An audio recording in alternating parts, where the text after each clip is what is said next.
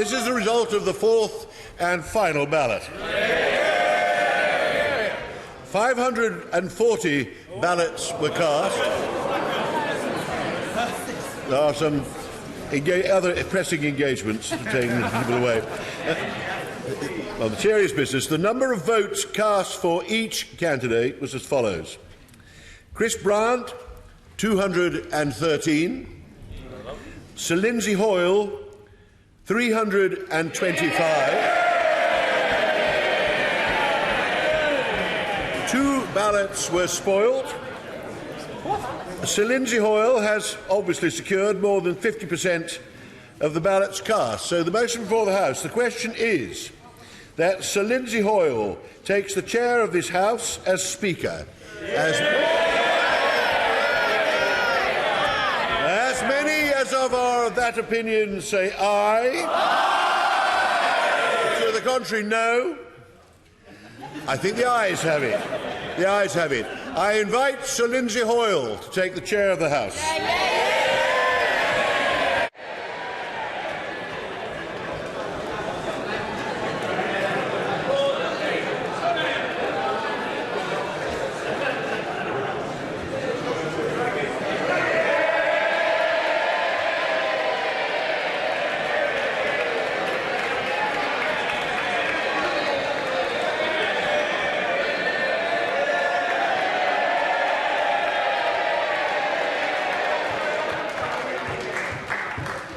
No clapping, yeah.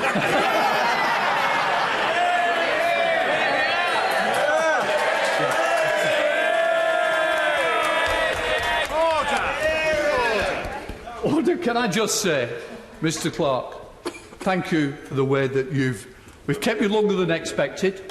I really appreciate it. You've been steadfast in the job that you've done. It really is appreciated.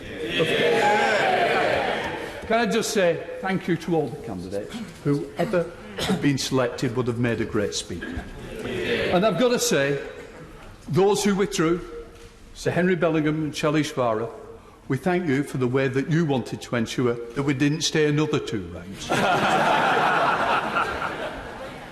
Of course, it is about the campaign, as I've discussed. It's about the challenges ahead for me and this chamber. I stand by what I've said. I stand firm that I hope this House will be once a great respected House, not just in here but across the world. That once again, it's the envy, and we've got to make sure that tarnish is polished away, that the respect and tolerance that we expect from everyone who works in here will be shown, and we'll keep that in order. I also want to say to my family,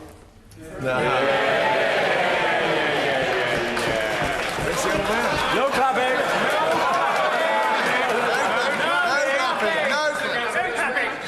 There's one difficult part I want to get over. There is one person who's not here. My daughter Natalie. I wish she'd have been here. We all miss her as a family, no more so than her mum Miriam. I've got to say, she was everything to all of us. She will always be missed, but she will always be in our thoughts. I want to hopefully show that the experience I've shown previously will continue.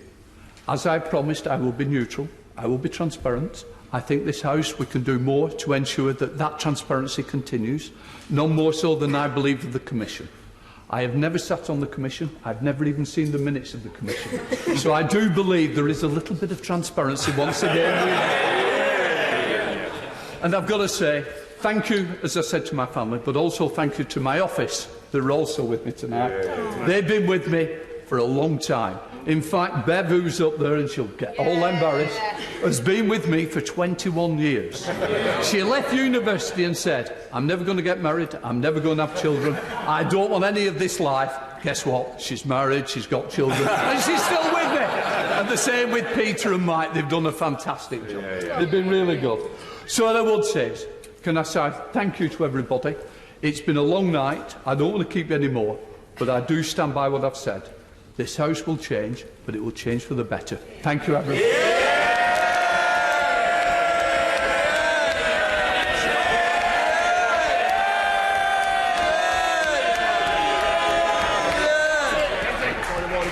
going to call the first time the Prime Minister. Mr. Speaker.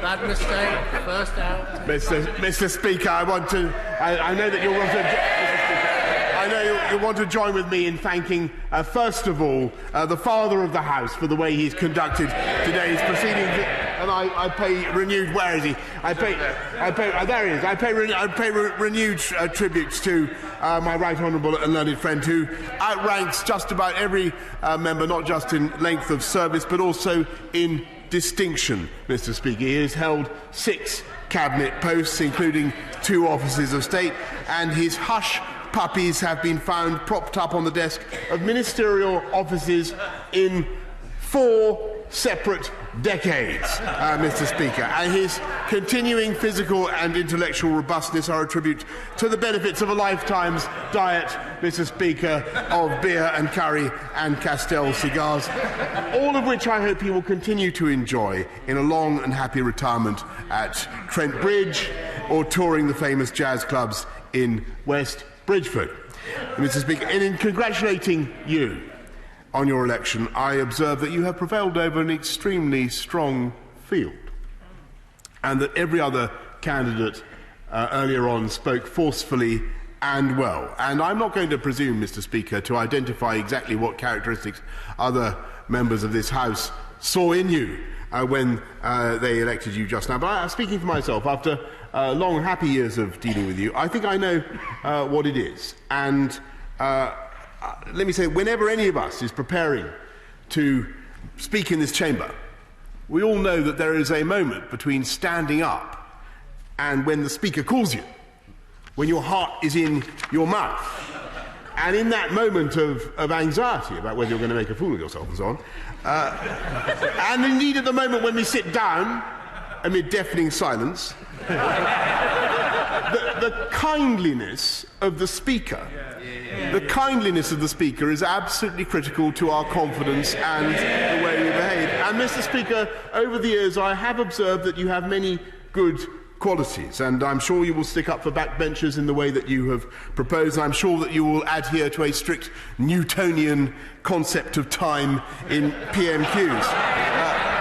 But I believe Newtonian. But I believe you will also bring your signature kindness and reasonableness to our proceedings, and thereby to help to bring us together as a parliament and as a democracy, because no matter how fiercely we may disagree, we know that every member comes to this place with the best of motives, determined to serve the oldest parliamentary democracy in the world, and to achieve our goals by the peaceable arts of reason and debate, invigilated by an impartial Speaker, which was and remains one of our greatest gifts to the world. Thank you, Mr. Speaker, and congratulations. The other thing I forgot to thank was all the staff of this House, Joanna Dodds, in the way that she ran this election campaign. So I thank everybody in the House. Can I now call upon the Right Honourable Jeremy Corbyn, Leader of the Opposition? Thank you, Mr. Speaker. Can I join others in offering my congratulations to you on winning the election, and thank the Father of the House for conducting the election in the ways he did. But also, congratulations and commiserations to the other candidates who didn't succeed in getting elected, but nevertheless made sure we had a very good campaign and very serious debate all across the House, because I think that was very, very important. We also are very well aware of your abilities at chairing the House, because we've been through finance bills and budgets where you're robust in ensuring that people stick to the point and the subject, which is some comrades in the House on my side and other members on the other side sometimes deviate from the subject in hand. Unprecedented, I know, but there we are. In your position, Mr. Speaker, you're going to need eyes in the back of your head. It's a difficult job. You don't know what's coming at you next. And so I realise you've actually been in training in this. So I've been looking at a photograph of you at the weekend, apparently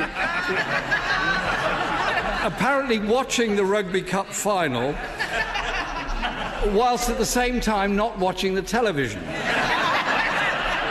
So the only conclusion I can draw from this is that you literally do have eyes at the back of your head, because you were able to make some very wise comments about the progress of the match that you were apparently not watching at the same time. So I think these qualities alone equip you to be an absolutely brilliant chair of this House.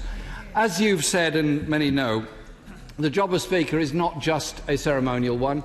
It is about the rights of backbenchers to be able to speak up. It is about the power of Parliament to hold government to account. That is the whole principle and point of a parliamentary democracy, that we have a strong Parliament that can hold the executive to account, and I know that you will stand up for that principle, because that is what you believe in. It's absolutely the heart of our political system.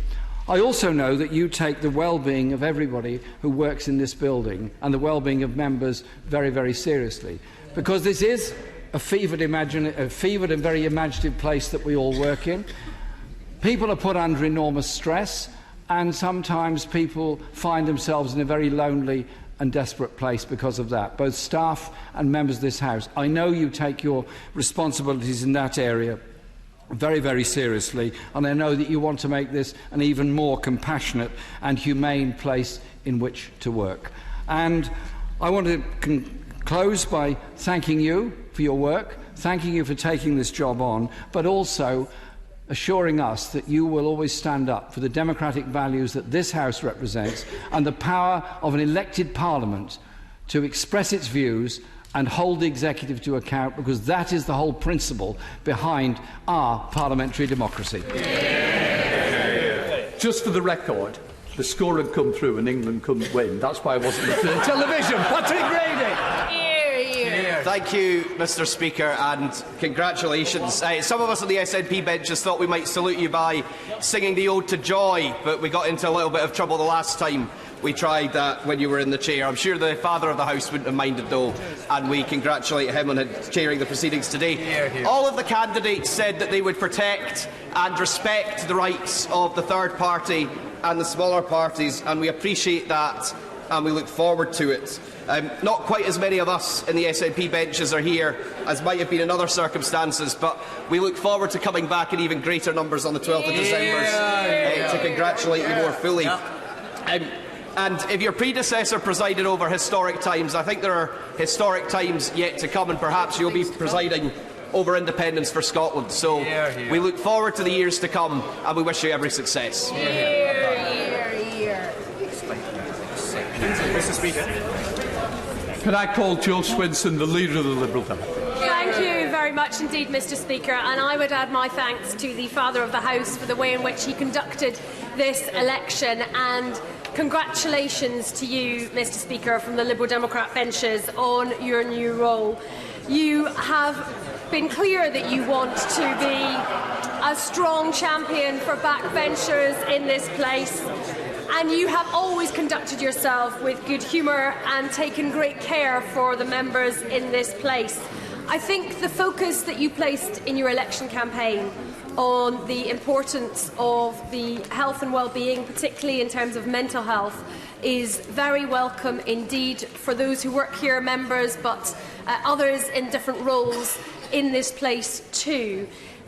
You take the chair at a time of great challenge for our democracy, where the issues of security that you have championed as Deputy Speaker are more important than ever, with increasing threats, and the focus also on stamping out bullying and harassment and the culture which is unacceptable is hugely important.